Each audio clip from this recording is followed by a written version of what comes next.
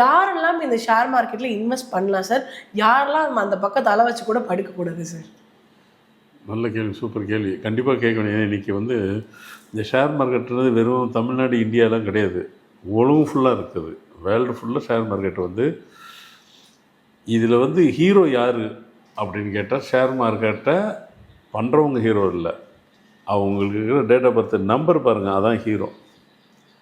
First of all இதில் எல்லோரும் புரிஞ்சிக்க வேண்டியது விஷயம் என்னென்னாக்கா, ஷேர் மார்க்கெட்டில் வந்துட்டு அந்த பிஸ்னஸ் பண்ணுறாங்க பாருங்கள், அந்த ஏஜென்ட் மாதிரி, அதுக்கு ஒரு கோர்ஸ் இருக்குது. அவங்க படிச்சுட்டு வந்திருக்கிறாங்க.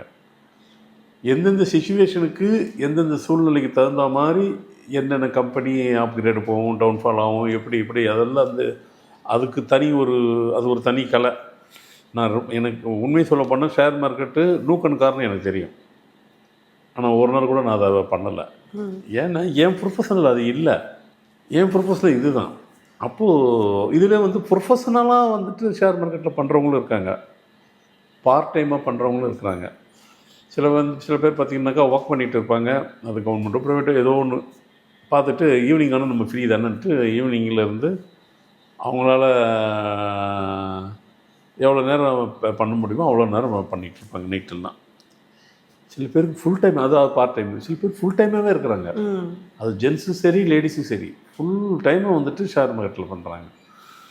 இதில் நான் சொல்ல வந்தது வந்து, நீங்கள் நல்ல கேள்வி கேட்டிங்கன்னா, இன்றைக்கி உள்ள சிச்சுவேஷனில் நீங்கள் சொன்ன மாதிரி மார்க்கெட்டில்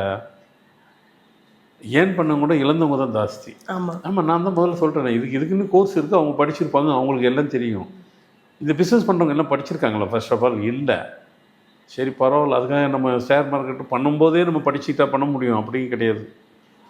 விருப்பம்னு ஒன்று இருக்குது, அதான் இன்ட்ரெஸ்ட்னு ஒன்று இருக்குது, தேவைகள் கூட இருக்குது. சில பேர் எங்களுக்கு தேவைங்க, அதனால் நாங்கள் ஷேர் மார்க்கெட் பிஸ்னஸ் நாங்கள் பண்ணி தான் ஒன்று எங்களுக்கு வருமானம் வரணும்.